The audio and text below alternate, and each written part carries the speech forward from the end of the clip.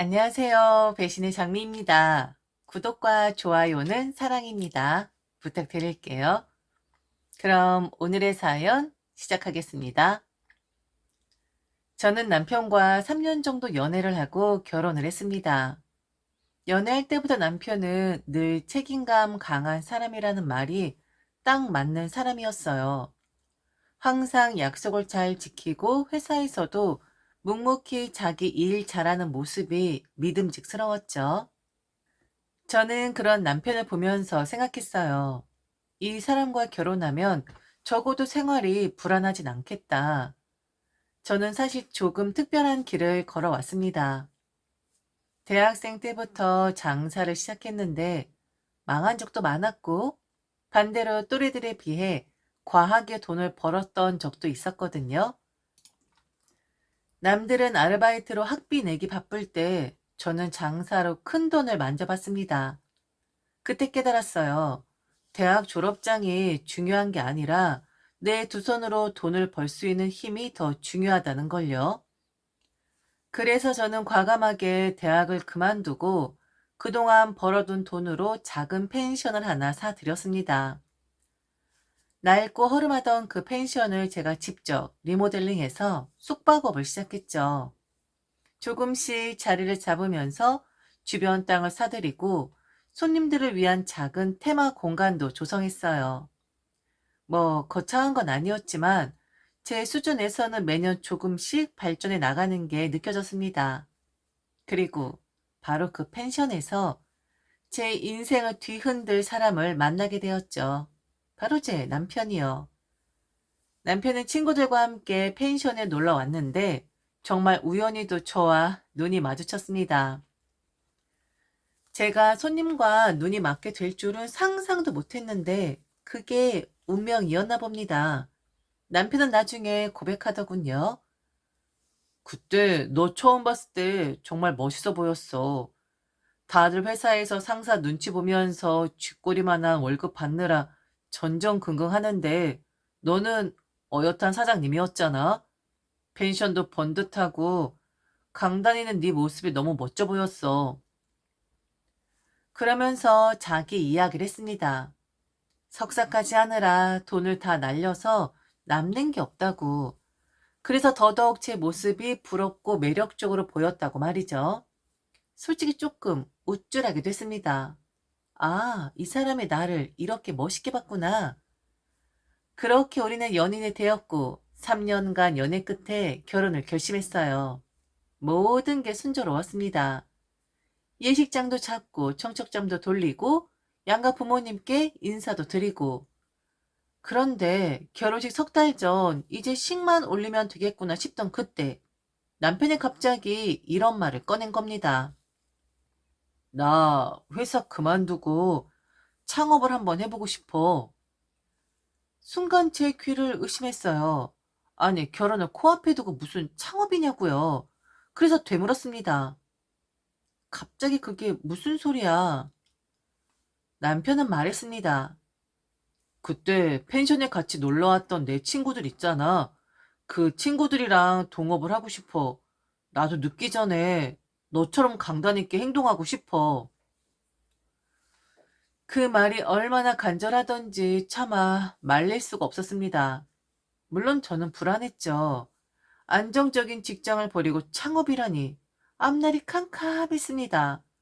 하지만 남편이 진심으로 제 손을 잡고 말했죠. 나 믿어줘. 그리고 네가 했던 것처럼 나도 내 길을 가고 싶어. 저는 결국 그의 결단을 받아들이고 말았습니다. 그리고 우리는 결혼을 하게 되었죠. 사실 결혼 전에 우리 친언니가 저를 말린 적이 있었습니다. 야, 너 잘 생각해봐. 괜히 덜컥 결혼하지 말고. 언닌 그때 이미 형부 때문에 진저리를 치고 있는 상황이었거든요. 형부가 사업을 하다가 쫄딱 망해 친정집에 빌부터 살고 있었으니까요. 언니는 그래서 사업이라는 단어만 들어도 치를 떨었어요. 언니, 나도 사업하잖아. 형부가 일부러 그렇게 되고 싶어서 된 것도 아닌데, 왜 그래? 제가 반박하듯 말하자 언니가 손살을 치며 소리쳤습니다. 야, 내가 그걸 말하는 게 아니잖아. 멀쩡한 회사 잘 다니면서 괜히 헛바람 들어서 사업해보겠다. 이런 소리 하는 남자를 말하는 거야. 야, 내 꼴 좀 봐라. 어? 결혼할 땐 좋은 날 보게 해준다더니 지금 뭐야? 엄마 집에 얹혀 살고 이게 뭐냐고. 너 똑같이 되면 어쩌려고 그래? 결혼하지 마. 진짜 이상하잖아. 결혼 석 달 앞두고 회사를 때려친다고? 난 좀 싸하다, 진짜. 언니 눈빛이 너무도 절박했어요. 하지만 그 순간 저는 언니 말이 못마땅했습니다. 언니, 제발 좀 그러지 마. 내가 벌잖아. 결혼 앞둔 동생한테 너무 초치는 거 아니야? 제발 자정 좀 하자. 네? 저는 그렇게 말을 덮어버렸습니다. 하지만 마음 한켠에서는 언니 말이 이상하게 걸렸습니다. 그리고 언니 말은 불행히도 틀리지 않았습니다. 결혼하고 나서 현실은 곧 드러났거든요. 처음엔 이해하려고 했습니다. 아직은 시작 단계니까 이제 막 창업했으니 성과가 없는 게 당연하지. 스스로 이렇게 합리화를 했어요. 그런데 이상한 건 남편이 아무 말도 안 해준다는 거였습니다. 특히 생활비 문제 말이에요. 결혼하고 딱 1년 동안 남편은 단 한 번도 제게 생활비를 가져다 주지 않았습니다. 어느 날은 스스로라도 이번 달은 좀 힘들다라든지 조금만 기다려 달라라든지 그런 말을 해줄 법도 한데 남편은 그조차 없었어요. 마치 생활비라는 개념이 존재하지 않는 듯 1년 내내 단 한마디도 꺼내지 않았습니다. 저는 기다렸죠. 왜냐면 저 역시 장사라는 걸 해봤으니까요. 망한 적도 있고 번 적도 있고 처음 시작할 땐 아무것도 안 잡히는 게 당연하다는 걸 알았거든요. 펜션을 처음 시작했을 때도 손님 한 명 받기까지 애를 얼마나 먹었는지 알았으니까요. 하지만 1년이라는 시간이 흘러도 상황은 변하지 않았습니다. 이건 좀 너무한 거 아닌가? 저도 모르게 그런 생각이 들기 시작했죠. 결혼하고 1년 동안 살면서 명절도 있었고, 양가 부모님들 생신도 있었고, 대수사도 참 많았습니다. 저는 늘 빠짐없이 참석했죠. 시댁이든 친정이든 성의껏 챙겼어요. 그런데 이상하게도 남편은 돈이 들어가는 일에만 유독 무심했습니다. 행사는 열심히 참석하지만 봉투를 챙기거나 비용을 보태는 건 전부 제 몫이었죠. 처음엔 그냥 바쁜가 보다 하고 넘어갔습니다. 하지만 시간이 지나면서 점점 답답함이 목구멍까지 차올랐어요. 결국 어느 날 조심스럽게 물어봤습니다. 자기야, 이런 말 조금 그렇긴 한데 생활비는 언제 줘? 우리 반반씩 하기로 했었잖아. 그런데 자기 지금까지 나한테 단 한 번도 생활비 준 적이 없어. 힘들어서 그런 거야? 남편은 잠시 멈칫하더니 한숨을 내쉬며 말했습니다. 아, 그렇지. 자기야, 맞아. 내가 진작 말했어야 했는데 사실 아직 이렇다 할 수익이 없어. 미안해. 자기 요즘 너무 힘들지? 펜션은 괜찮아? 사업은 잘 돼? 그 말에 저는 더 기가 막혔습니다. 아니, 그건 아닌데, 그래도 말은 해줘야지. 그게 기본 아니야? 남편은 얼굴을 붉히며 고개를 떨궜습니다. 미안해. 내가 너무 면목이 없으니까 회피하려고 했나 봐. 적어도 내가 자기야 미안하지만 100만 원씩은 접어들어 노력해 볼게. 그렇게 할게. 전 허탈하게 웃었죠. 뭐 돈이 안 된다면 어쩔 순 없지. 근데 자기 친구들도 다 그렇게 하는 거야? 난 그래도 벌고 있는데 다른 집안은 어떻게 돌아가는 거냐고. 남편은 손사래를 치며 대꾸했죠. 에이, 자기야, 뭐하러 걔네 집 걱정을 해. 미안하다, 진짜. 내가 괜히 회사를 관둬서. 근데 자기야, 조금만 버텨줘. 곧 될 거야. 진짜 희망이 보인다니까. 그 말을 들으면서도 제 마음 한구석이 싸해졌습니다. 저 말을 의심했어야 했는데 왜 나는 그걸 그냥 믿었을까? 스스로도 이해가 안 됐습니다. 저는 멍청한 사람이 아닌데 그땐 이상하게 남편의 말만 곧이곧대로 받아들였어요. 암튼 그 이후 남편은 간간히 돈을 가져다 주기 시작했습니다. 어떤 달은 50만 원, 어떤 달은 30만 원, 또 어떤 달은 100만 원. 금액이 제멋대로였습니다. 정해진 것도 없고 기준도 없었죠. 사는데 큰 문제는 없었습니다. 제가 벌고 있었으니까요. 하지만 불안했습니다. 가장인데 저런다고? 그리고 제가 시댁을 오롯이 책임을 지고 있으니까 그것도 사실 좀 불편하긴 하더라고요.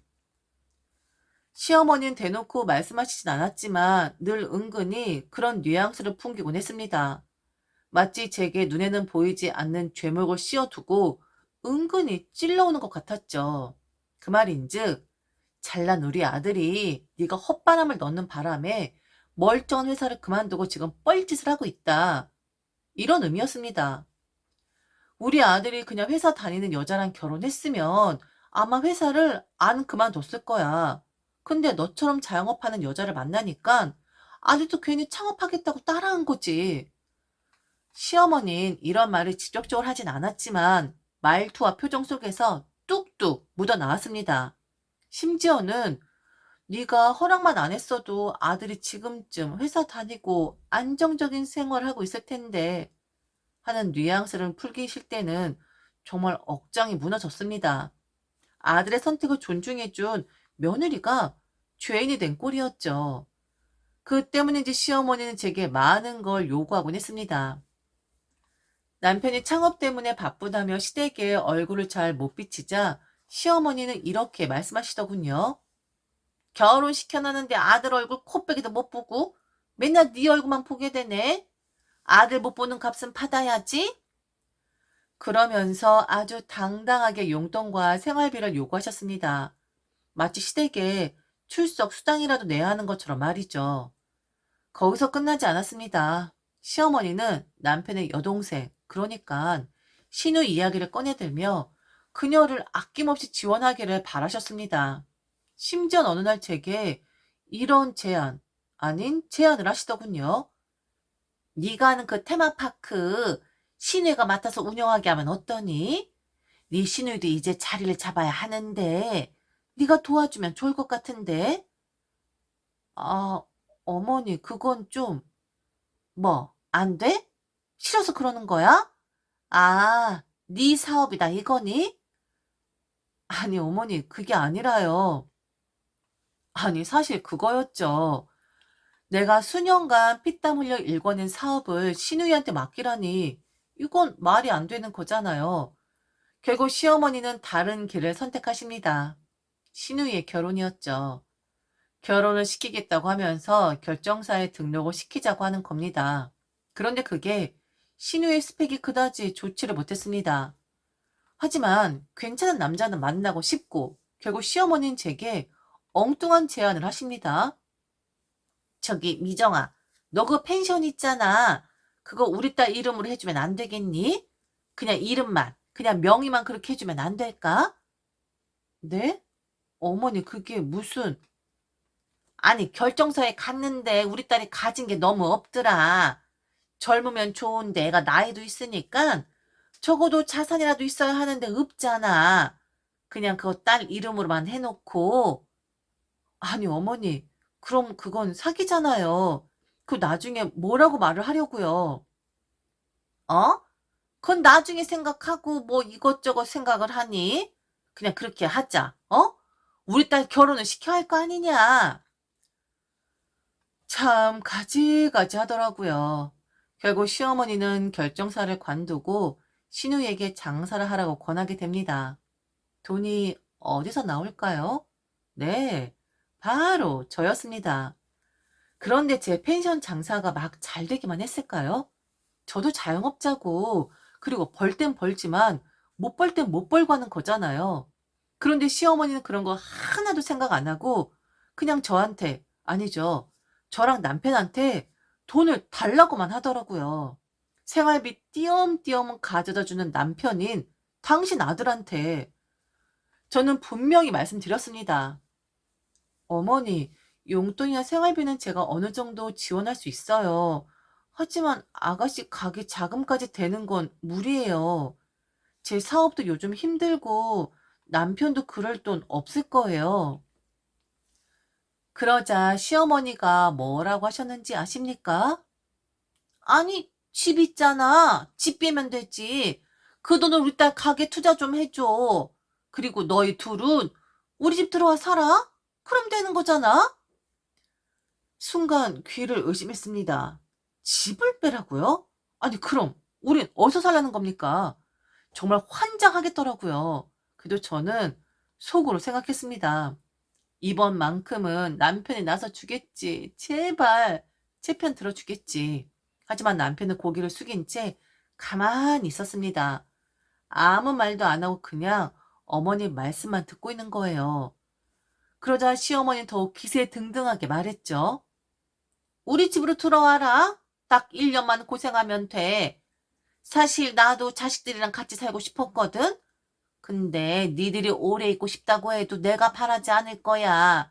그냥 딱 1년만 같이 살아. 그럼 우리 딸의 투자금 다 회수해 줄 거다. 어머니, 그게 말이 되나요? 아니, 아가씨 창업 자금을 대라니요. 그것도 저희 집을 뺏어요? 전 싫습니다. 여보, 자기야, 자기 왜 아무 말도 안 해? 지금 이게 말이 된다고 생각해? 그런데 남편 입에서 나온 대답이 더 기막혔습니다. 나는 아무 문제 없을 것 같은데. 동생이 자리 잡으면 엄마한테 돈 줄 테니까 우리도 이득 아니야? 여보, 한번 생각해보자. 집 빼는 거. 그 순간 제 눈앞이 하얘졌습니다. 도대체 이 사람이 내 남편이 맞나 싶었어요. 그날 시어머니 앞에서 저는 남편과 정말 미친 듯이 싸웠습니다. 소리 지르고 울부짖고 거의 이혼 얘기까지 나왔죠. 그 자리는 전쟁터나 다름없었습니다. 하지만 아이러니하게도 그날의 광풍보다 저는 곧 더 어처구니 없는 일을 겪게 됩니다.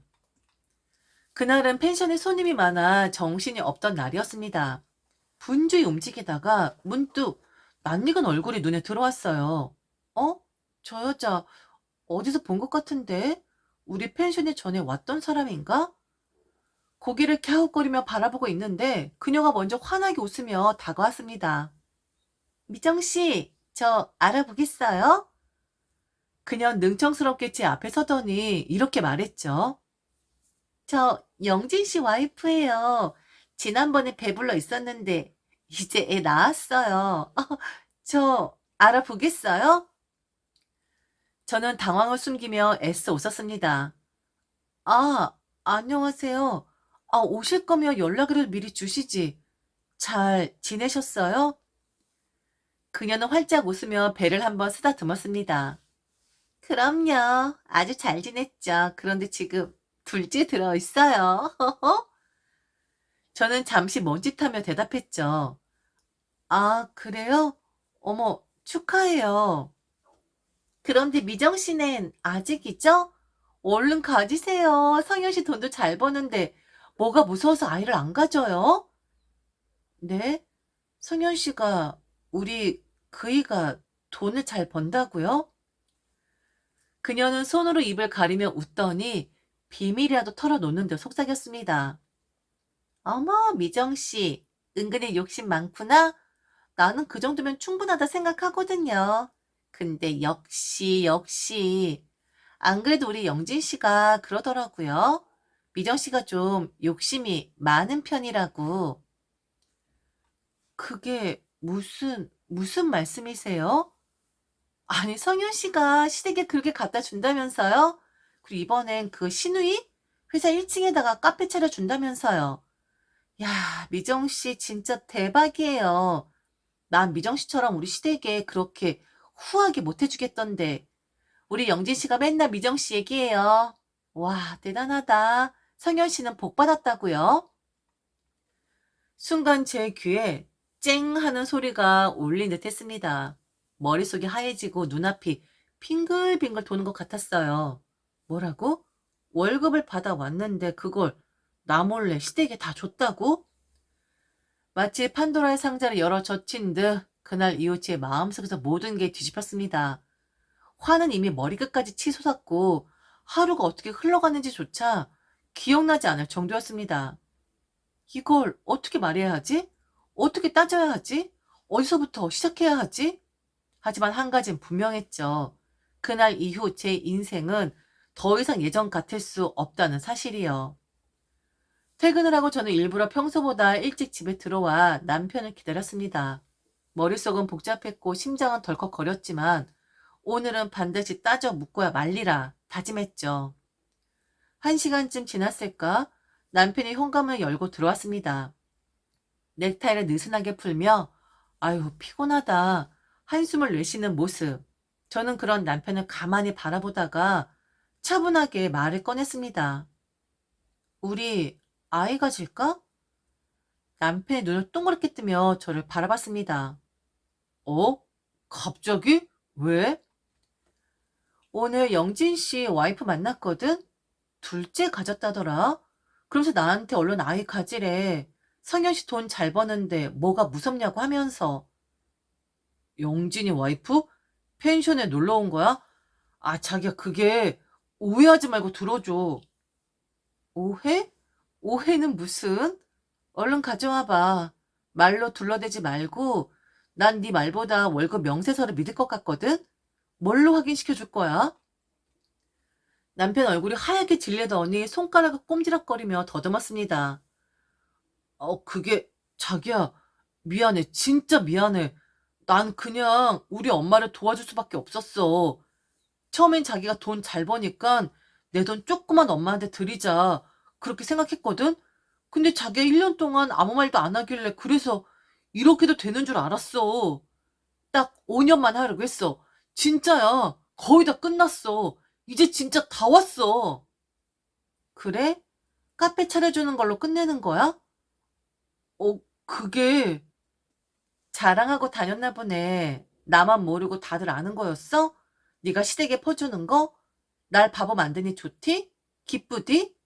나한테 30만, 50만, 많아야 100만 원 주더니 니네 집에는 돈다발로 갖다 바쳤구나. 너 이게 사람으로서 할 짓이야? 아, 정말 이젠 끝이야. 진짜야. 웃기지 마. 난 이렇게 못 넘어가.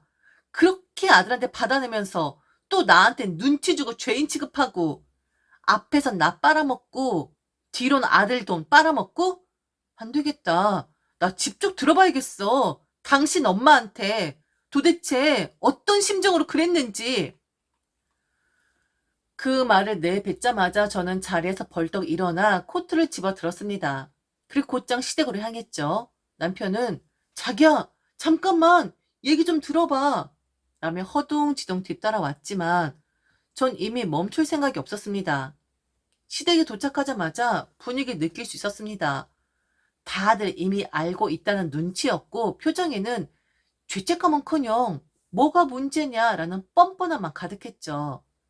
하물며 시누이는 제가 묻기도 전에 팔짱을 끼고 비아냥거리듯 말했습니다. 언니, 뭐 따지러 왔어요? 쫀쫀하게 돈 가지고 그러는 거예요? 가족인데 도와줄 수 있는 거 아니에요? 엄마가 돈 잘 버는 오빠한테 그 정도도 못 받아요? 카페 열고 나와서 자리 잡으면 그만 받으려고 했는데 너무 뭐라 하지 말라고요. 저는 울분을 삼키며 단호하게 받아쳤습니다. 가족끼리 도와줄 수 있다고? 그래, 도와줄 수 있지. 그런데 그렇게 당당하면, 떳떳하면 왜 내 뒤에서 몰래 돈을 받았는데? 당당하면 미리 말을 했어야지. 안 그래요? 참 부자가 되셨겠다. 나한테 뜯고 아들한테 뜯고. 근데 어쩌죠? 내가 이제 알았으니까 그냥은 못 넘어가겠는데? 순간 신우의 얼굴이 확 굳어지더니 저를 노려보며 소리쳤습니다. 뭐요? 언니 그래서 뭐 어쩌라고요? 지금 내놓으란 소리예요? 미친 거 아니에요? 언니가 뭔데 그래요? 그리고 엄마 앞에서 지금 뭐 하는 거냐고요? 그리고는 다짜고짜 제 머리채를 확 잡아챘습니다. 저도 참을 수가 없어 똑같이 머리채를 잡았고 우린 거실 바닥에서 굴러다니며 아수라장이 되어버렸죠. 시어머니는 비명을 지르며 말리려 했고 남편은 허둥대며 저를 떼어놓으려 했지만 이미 돌이킬 수 없었죠. 결국 저는 이혼 소송과 동시에 신우이를 폭행죄로 고소했습니다. 법정 다툼 끝에 신우이가 먼저 폭행한 정황이 명확히 인정되면서 저는 쌍방처벌에서 벗어나게 되었죠. 거기에 남편의 숨겨진 통장과 송금 내역까지 증거로 제출되면서 이혼 소송은 완벽히 제 쪽으로 기울었죠. 재산 분할과 위자료까지 받아내며 저는 결혼 생활 4년에 종지부를 찍었습니다. 솔직히 씁쓸했지만 한편으론 후련했습니다. 그런데 세상 일이 참 묘하죠. 얼마 전 영진 씨 와이프를 통해 들은 소식에 저는 다시 한번 놀랐습니다. 남편이 결국 회사를 나갔다고요. 이유인즉 신우이가 남편 회사 동료와 몰래 연애를 했는데 그 남자가 유부남이었던 겁니다. 결국 그 남자의 아내가 신우의 카페까지 쫓아와 머리채를 잡고 난리를 쳤고 회사에까지 소문이 퍼지면서 남편은 책임을 지고 회사를 그만둘 수밖에 없었다더군요. 그 결과 신우이는 상간녀 소송을 당했고 카페는 문을 닫았습니다. 남편은 실질 상태로 집에서 눈치만 보고 지낸다고 합니다. 영진 씨 아내는 저에게 이렇게 말했어요. 결국 승자는 미정 씨네요. 하지만 저는 쓸쓸히 웃으며 고개를 저었습니다. 승자는 무슨이요. 저는 지금 제 인생을 다시 조립 중입니다. 어디서 잘못되었는지 되짚으며 다시는 같은 실수를 반복하지 않겠다고 다짐하면서 하루하루를 열심히 살아가고 있죠. 쓰라린 경험 끝에 배운 건 단 하나입니다. 배신의 상처를 남기지만 그 상처는 나를 더 단단하게 만든다. 앞으로 더더욱 단단해질 저를 기대하며 오늘도 열심히 달립니다. 지난날의 과오를 잊기 위해서. 지금까지 들어줘서 진심으로 감사합니다. 이상 배신의 장미였습니다.